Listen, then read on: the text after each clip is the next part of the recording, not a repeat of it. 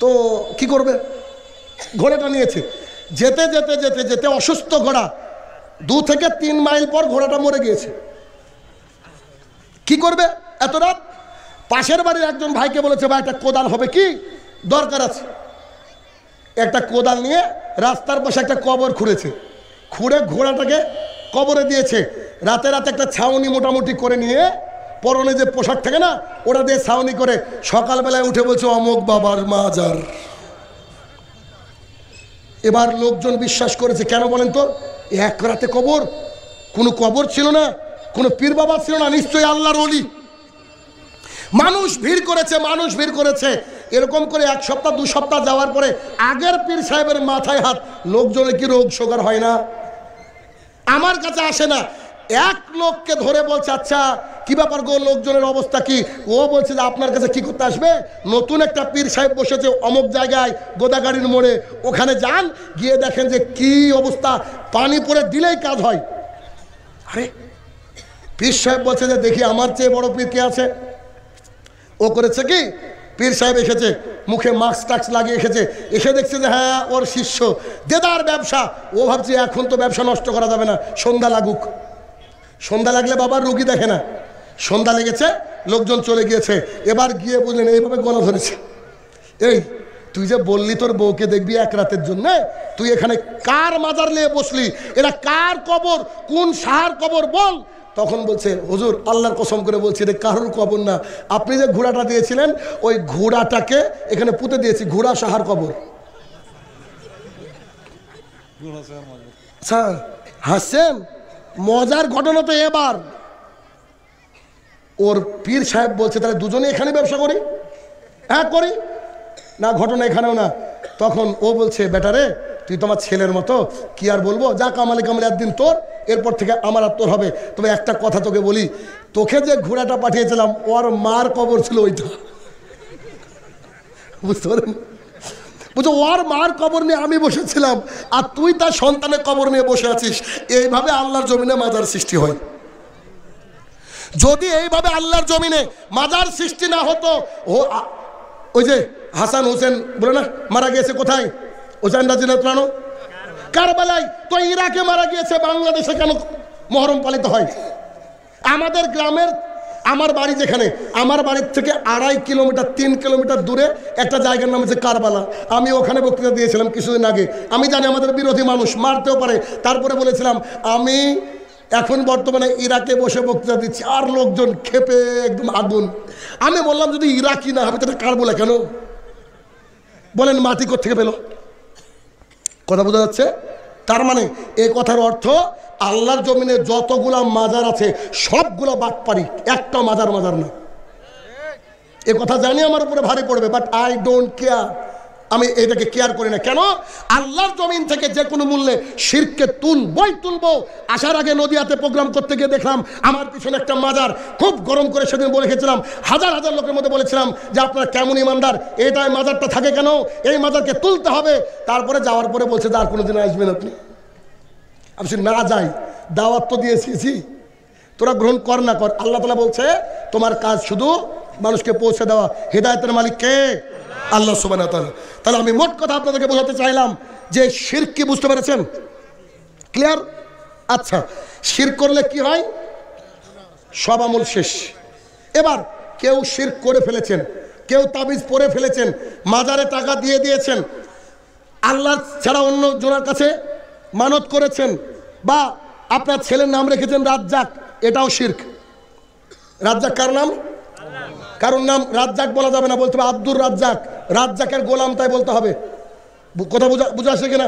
এটা যেমন ওনারা অনেকে বলে গাউসুল আজিম, গাউসুল আজম মানে কি জানেন? আজকে বলে দিই যে কত বড় ভয়ঙ্কর কথা আমরা বলি, মনে যেটা কোনো ব্যাপার নয়। ওরা কি বলে, বিপদে পড়লে বলে ইয়া গাউসুল আজম। গাউসুল আজম মানে হচ্ছে উত্তম সাহায্যকারী। আস্তাগফিরুল্লাহ ওয়া আতুবু ইলাইহি। উত্তম সাহায্যকারী কে? আল্লাহ সুবহানাহু ওয়া তাআলা। উত্তম সাহায্যকারী হচ্ছে আল্লাহ সুবহানাহু ওয়া তাআলা। আর তারা এই কথা বলে, তারা বিপদে পড়লে বলে ইয়া আলী। আস্তাগফিরুল্লাহ, ইয়া আলী বলে ডাকা যাবে? কোনো মৃত মানুষকে ডাকা যাবে না। আরে ইয়া আলী তো ডাকা যাবে না, ইয়া রসুল বললেও পাপ হবে, শিরক হবে। ডাকতে হবে কাকে? ঘাড়ের রগ আছে, ঘাড়ের রগ, এ রগের চেয়ে নিকটে আল্লাহ থাকে। অত টেনশন কি? আপনি বলেন না, আপনি একটু তাহাজ্জুদ পড়ে আল্লাহকে বলেন না, যা বলবেন ইনশাল্লাহ আল্লাহ আপনার তাই কবুল করবে, যদি ওটা আপনার মধ্যে কল্যাণ কিছু থাকে। তাহলে সন্তান চাইতে হবে কার কাছে? রিজিক চাইতে হবে কার কাছে? ইবাদত হবে কার জন্য? মাজারে গিয়ে কেউ যদি জবাই করে সেই গোশত খাওয়া যাবে কি? না। অতএব এ হচ্ছে গেল শিরক। ইবাদতের মধ্যেও শিরক হয়। একটা হাদিস বললে বুঝে যাবেন ইবাদতের মধ্যে কেমন শিরক হয়। রাসূলুল্লাহ সাল্লাল্লাহু আলাইহি ওয়াসাল্লাম বলেন, হাদিস মুসনাদ আহমদ, রাসূল সাল্লাল্লাহু আলাইহি ওয়াসাল্লাম বলছেন, ওমান সাল্লা ইউরাই ফাকাদ আশরাকা, কোনো ব্যক্তি যদি সালাত আদায় করে মানুষকে দেখানোর জন্য, এই ব্যক্তি শিরক করে। খালি জুমার দিনে যারা যায় শুকুর আলী, এরা সবাই আল্লাহকে না পারার লোককে দেখাতে যায়, এরা সবাই শিরককারী। আছে না? রমজান মাস আসলে ইবাদতের গতি কি রে ভাই, মনে হবে যেন ওই ইমাম সাহেবকে বলবে সাইডে দাঁড়ান তো, এত তাড়াতাড়ি যাই। আর আবার ধবধবে পোশাক সুন্দর পরে, মানে আল্লাহ নাজির করলে এখন এরপরে আছে না নাই এরকম। তাহলে ইবাদত কার জন্য করতে হবে? আল্লাহ তাআলার জন্য। সালাত কার জন্য আদায় করতে হবে? আল্লাহ তাআলার জন্য। 2, ওমান সামা ইউরাই ফাকাদ আশরাকা, সিয়াম পালন করতে হবে। সিয়াম পালন করা যদি কারককে দেখানোর জন্য হয়, সে ব্যক্তি শিরক করলো। আমি জানি গোদাগাড়ির মানুষ বুঝতে পারেনি এবার, আরে নামাজ না হয় অন্যজনকে দেখানোর জন্য হয়, সিয়াম আবার অন্যজনকে দেখানোর জন্য হয় নাকি? সেই তো ভোরে খায় আবার সন্ধ্যাবেলায় খায়, এটা তো মানুষকে দেখানো হতে পারে না, তাই না? মনে হচ্ছে আপনাকে দেখাচ্ছি, দেখেন এদেরকে চিনতে পারেন কি? হঠাৎ করে দেখছেন সাদা পাঞ্জাবি, সাদা টুপি, মাগরিবের নামাজ পড়তে এসেছে। কিছু কিছু লোককে রমজান মাসে মাঝে মাঝে দেখা যায় না? তখন আগেকার মুসল্লিরা, প্রতিদিনের মুসল্লিরা ভাবে যে বাপরে বাপ, কী রে ভাই, কী ব্যাপার, হঠাৎ কোনো মতলব আছে নাকি? বলি কি বলি না? মনে মনে বলি। সেই ব্যক্তি যেই সলাৎ শেষ হয়েছে, আসসালামু আলাইকুম রহমতুল্লাহ, আসসালামু আলাইকুম রহমতুল্লাহ, চট করে দাঁড়িয়ে বলছে, আসসালামু আলাইকুম। ওয়ালাইকুম আসসালাম, আগামীকালকে আমার বাড়িতে ইফতার মাহফিল পার্টি, দয়া করে আপনারা একটু সবাই যাইয়েন। নেতা গোছের মানুষ, যদিও নেতাদেরকে মানুষ সালাম দেয়, কেউ ভালোবাসে না, সব ভয়ে, যদি এ কথা স্বীকার করা মুশকিল। তো আরে নেতা নিমন্ত্রণ করেছে, যেতেই হবে, স্বাভাবিক, ঠিক আছে, ভালো, এতদূর ঠিক আছে। রাত্রিবেলায় গিয়ে ওই নেতাজি অথবা ওই ব্যক্তি যে কোনোদিন নামাজে আসে না, সে রাত্রিবেলা তার স্ত্রীকে বলছে, ও সমাজানের মা, কি গো, কি হলো? বলছি যে আজকে একটু ভোরে ডাকো। ও যারে, তুমি কে? এই তুমি সত্যি আমার স্বামী? আমার কিন্তু বিশ্বাস হচ্ছে না। যাই, কেন? যে লোকটার সকাল 9টায়, সেই লোক বলছে আজকে 3টের সময় ডাকতে, ঘটনা কি? বলছে, ওরে পাগলি, কালকের দিনে আমার বাড়িতে ইফতার মাহফিল পার্টি, ওই দিনে যদি আমি রোজা না থাকি তো লোকে কি বলবে? এই রোজা কার জন্য? আমান সামায়ুরাই ফাকাদ আশরাকা, কোনো ব্যক্তি সিয়াম পালন করে কাউকে দেখানোর জন্য, ওই ব্যক্তি শিরক করে। সারাদিন না খেয়েও থাকলো, শিরকের সার্টিফিকেট নিয়ে গেল। ইবাদত হবে কার জন্য? আমান তাসাদ্দাকা ইউরাই ফাকাদ আশরাকা, কোনো ব্যক্তি কোনো কিছু দান করলো, কাউকে দান করলো, দান বুঝেন কিনা? কোনো কাউকে দান করলো, এই দান করলে, দান করার পরে নিজের বুকের ভিতরে একটা আসে, ফিলিংস, এত টাকা দান করেছি, মানুষকে দেখানোর জন্য। আবার এটা বাংলাদেশে খুব হয়, বীর মুক্তিযোদ্ধা, বীর দানবীর, সবগুলো জাহান্নামে যাবে, দেখে নিন আপনি। যদি বীর দানবীর এটা হবে আল্লাহর কাছে, মানুষের কাছে হবে কি? এটা হচ্ছে শিরক। কথা বোঝা গেল আমার? আমি বলছিলাম মুসনাদ আমাদের হাদিস, রাসূল সাল্লাল্লাহু আলাইহি ওয়াসাল্লাম বললেন আরো একটা ভয়াবহ শিরক আপনার সমাজে প্রচলিত রয়েছে। সেটা কি? একজন বলছে যে অমুকের স্বামী মারা গেল, বাইরে ছিল, ঢাকায় ছিল, মারা গেল, সঙ্গে সঙ্গে পাড়ার মেয়েরা তার স্ত্রীকে ধরে এসে অমনি নাক ফুলটাকে খুলে দিয়েছে। এটা হচ্ছে শিরক। আছে না নাই এলাকায়? হিন্দুরা চুরি ভেঙে ফেলে, সিঁতুর মুছে দেয়। ওই হিন্দুয়ানা নীতি অনুযায়ী আমাদের মা বোনেরা তাদের স্বামীর যদি মৃত্যু সংবাদ পায়, সঙ্গে সঙ্গে কি করে? নাক ফুল খুলে ফেলে। এর পেছনে রহস্য কি জানেন? এর পেছনে রহস্য হচ্ছে তারা মনে করে এটা থাকলে অমঙ্গল হবে, বা স্বামী যার নাই এটা সে পড়তে পারে না। এটা পড়েন এমনি ঠিক আছে, কিন্তু যদি এরকম করে রিলেটেড করেন তাহলে এটা হয়ে যাবে শিরক। একটা নাক ফুল এদিক ওদিক কিছু করতে পারে? বলেন, তাহলে কি হয়? এটা হয়ে যাবে শিরক।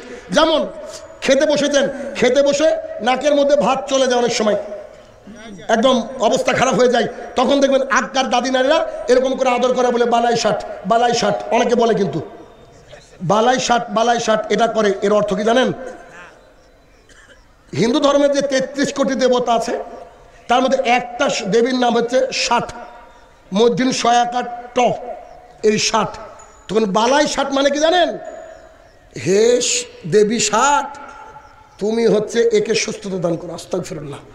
মানুষ জানে না তাই। ঠিক যেমন জানুয়ারি মাসের হ্যাপি নিউ ইয়ার পাঠায় না আপনার সন্তানরা, প্যাগানিজমদের মতে হ্যাপি নিউ ইয়ার মানে হচ্ছে বছরের শেষ দিন রোমানরা কি করত?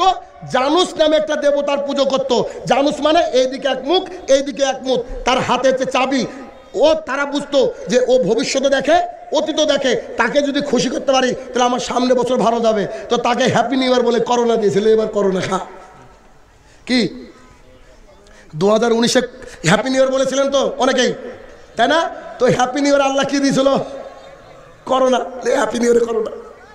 তাহলে এইগুলো হচ্ছে শিরক। এই গেল। এবার 2 নম্বর পয়েন্ট, খুবই শর্ট, একেবারে শর্ট সময় আলোচনা করবো। এটা হচ্ছে বিদাত। বিদাত কি? রাসূলুল্লাহ সাল্লাল্লাহু আলাইহি সাল্লামকে যে আল্লাহ তাআলা যে বিধান দিয়ে পাঠিয়েছেন তিনি সব কিছুর তরিকা বলে দিয়েছেন। আল্লাহ রাসূল কি বলেছেন? সাল্লু কামা রাআইতুমুনি উসাল্লি, তোমরা সালাত আদায় করো ওইভাবে যেভাবে আমাকে দেখেছো। ভালো করে বুঝবেন। কিন্তু বড় বড় আলেম দেখেছি আমি, বিদাতি আলেম, তারা কি বলে জানেন? রসুলের জামানায় তাই ছিল না, তাই বিদাত। আরে বেটা, তুইও রসুলের জামানায় ছিলিনি, তুইও বিদাত। আরে কত বড় পাগল!